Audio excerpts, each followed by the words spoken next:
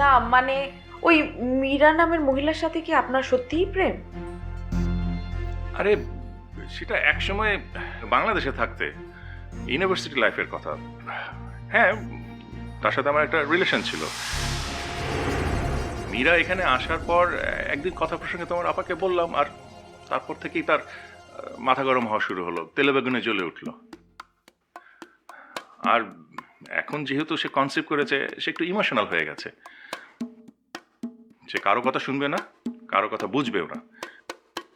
সে নিজে যা ভালো মনে করবে সেটাই বুঝবে আর সেটাই ভাবতে থাকবে। হাসছো?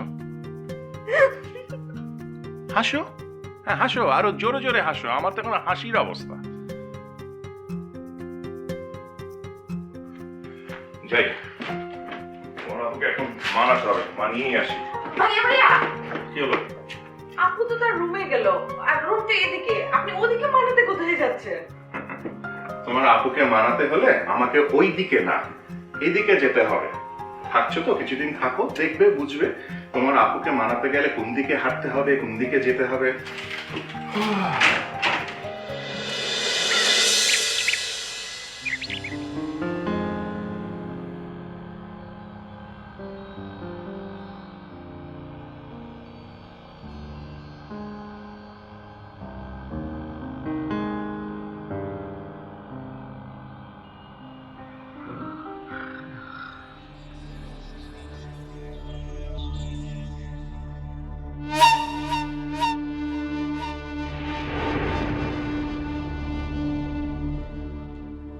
পারভিন,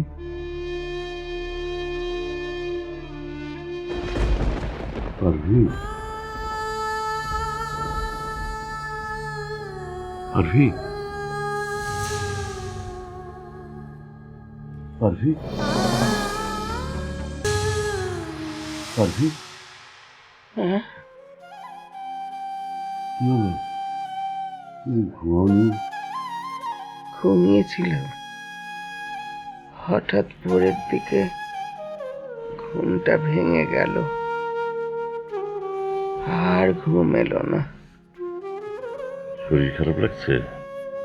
না, শরীর খারাপ না, মনটা খারাপ।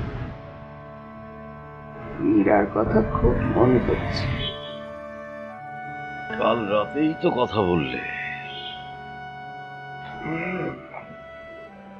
গলাটা কেমন জানি মনে হচ্ছিল। আমার মনে হয় ও কোনো ঝামেলার মধ্যে আছে। ওকে নিয়ে তোমার আমার ভাববার কিছু নেই। নিজের ভালোটা নিজে বুঝতে শিখেছে বলেই তো আমাদের অমতে ও আমেরিকা চলে গেল। ভালোই আছে সেখানে, চিন্তা করো না। ওর উপর রাগটা তোমার এখনো কমেনি না? রাগ না, বলতে পারো অভিমান। একমাত্র মেয়ে এভাবে আমাদের ছেড়ে ছুড়ে চলে যাবে কখনো কল্পনাও করতে পারিনি।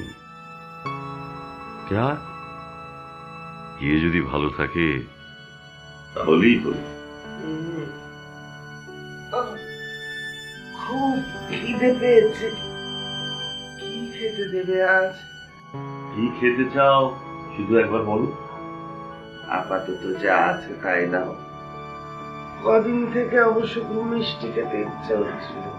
কোনো অসুবিধা নেই, আমি এক্ষুনি গিয়ে নিয়ে আসছি। না না, এখন না, যদি বাজার যাও ফেরার পথে নিয়ে এসো।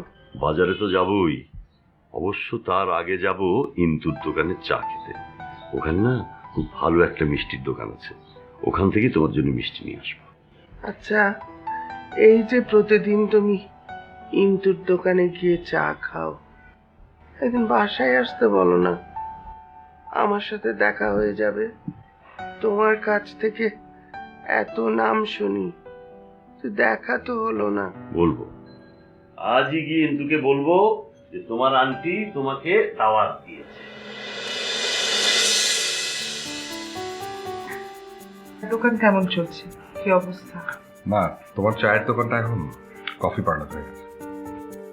ওই হলো কফি পার্লার। কেমন চলছে? ভালো।